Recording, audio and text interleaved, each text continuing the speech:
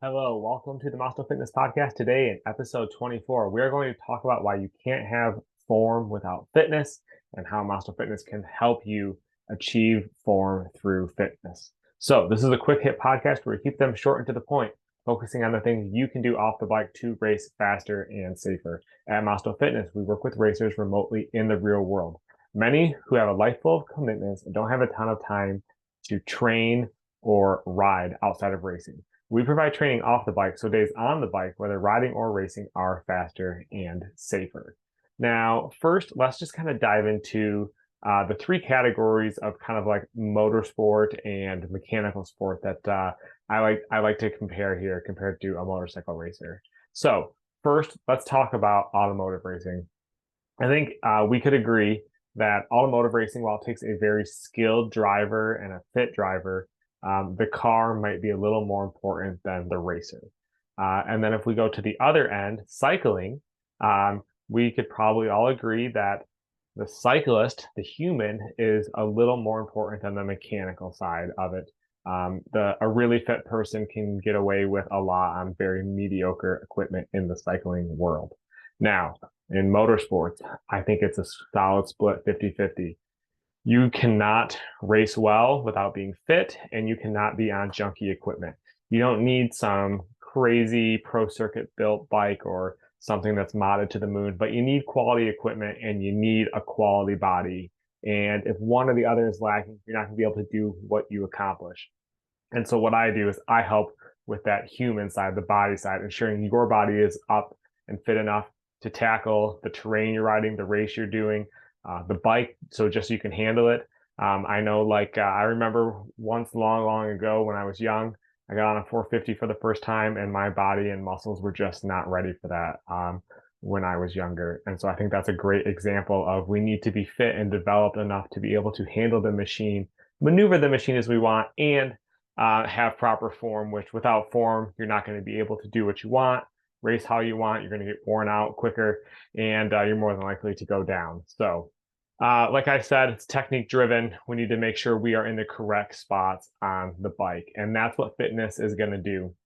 Making sure we're standing when we're supposed to be standing, making sure we've got elbows up, making sure we're up forward on the bike when we need to be, and able to hold ourselves forward in that proper position without sliding back or having a really hunched back or toes pointed out, or we could just go on and on about all the form things that happen when your fitness isn't there. Now, obviously, there's always a bit of a learning curve, understanding mechanics and how your bike's supposed to be on the bike.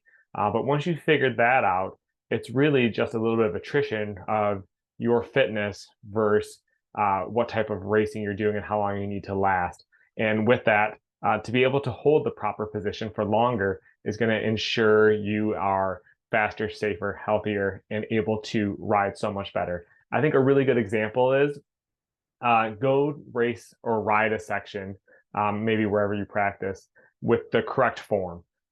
You make sure you got elbows up on the tank right, you're standing, go do that section a couple times. Could just be like a minute, a 2 minute section. Now try to do that same section sitting down with your elbows in. It's going to probably be a lot harder, a lot more uncomfortable, and feel awkward.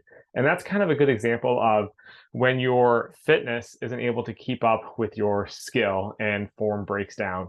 So think about it like that. When we're training off the bike, we're trying to train our body so we don't get in those situations where we have to sit down, where all of a sudden our elbows are tucked in because we just don't have it in us to keep our arms up like we should. That's where the fitness comes into play. Now, I always think it's important to mention nothing replaces time on the bike, but in the real world, it's hard to get bike time for a lot of us.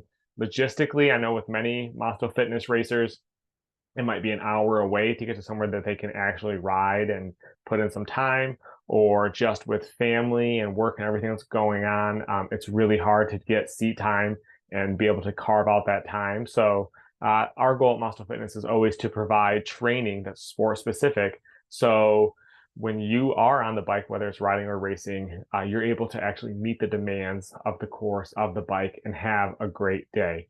Now, with that, this is built three different ways: strength, endurance, and flexibility, mobility training. Those are the key things we work on at Maasto Fitness. And I've heard other different fitness coaches' opinions on this. But my opinion for strength is it needs to be sport specific because 99% of us in the amateur world, especially us who have, like I said, family, career, a million things going on, we're not getting as much seat time as we want. So we're never developing those muscles like we would ideally want to on the bike. So at Maasto Fitness, our strength training is really built around sport specific movements, making sure that we're developing those muscles for riding and racing. So then on race day, the muscles ideally are ready for the demands, and we're not trying to build fitness throughout the race or throughout those few seat time days. We've already got that proper strength. Now, next is building cardiovascular fitness. And the simplest way to think of this is, it's like cycling, rowing, running, swimming, whatever it may be. But any of those, essentially what we're doing is we're making a heart that is more efficient. It can pump more blood to working muscles with less energy, and it's better conditioned to do that. So that's the simplest way to think of it. And so when we're out there riding, racing, asking a lot of our body, getting extremely high heart rates for long periods of time, our heart is ready to constantly be pumping that oxygen fresh, nutrient rich blood to our working muscles. So that's why cardiovascular training is so important. It may not always be necessarily the most exciting. A lot of racers, including myself, we do it indoor on a bike early in the morning. In the evening, we're not necessarily going out, always able to have time to go out mountain biking or ride on the road. But sometimes it's just getting those pieces in. And I think that's what's really important when you're a racer.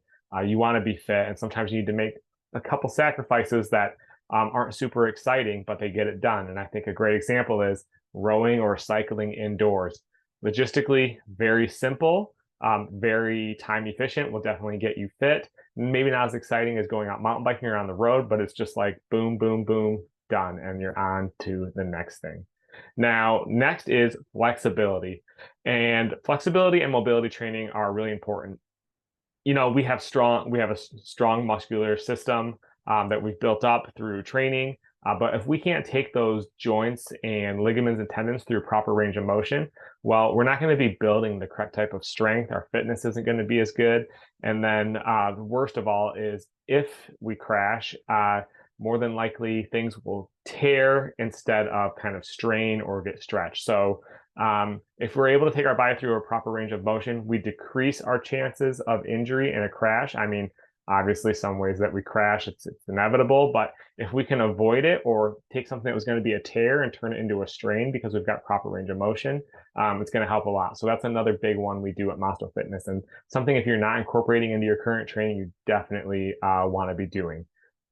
Now, finally, outside of those, just talking about in general, what's needed to be an efficient and fast and safe racer. Another one that I always just like to chime in and bring up here is making sure you eat a high quality diet and you're staying hydrated. Those are big ones. We can always be consuming water, making sure we're staying properly hydrated. And I've got a whole another podcast on hydration, so you can go back and find that and go into much greater detail. And then on the diet, I'm just going to say keep it high quality, have a really diverse diet. I think that's important. Make sure you're eating lots of fruits and vegetables, grain, protein, just make sure you're eating high quality food, not going for the junk. It's going to have you feeling better, absorbing your training better. And then, like I said, those days on the bike are just going to feel even better, which is what's really important. So I think that's it for today. Next week, I'm going to talk about traveling to and from races, what you can do to feel fresher on your way there or help you stay fresh on the way there, and then what you can do on the way back to help boost recovery. So when you're back home, ready to start the next week of training and getting ready for the next race, your body's more prepared. And at Maasto Fitness, we build strength, endurance, and mobility training, as I just talked about here, for racers. And we have tons of nutrition and hydration guides. If you want to give it a try, send me a message on Instagram, and I'll hook you up with a free week of our single jump training program. See you guys next week.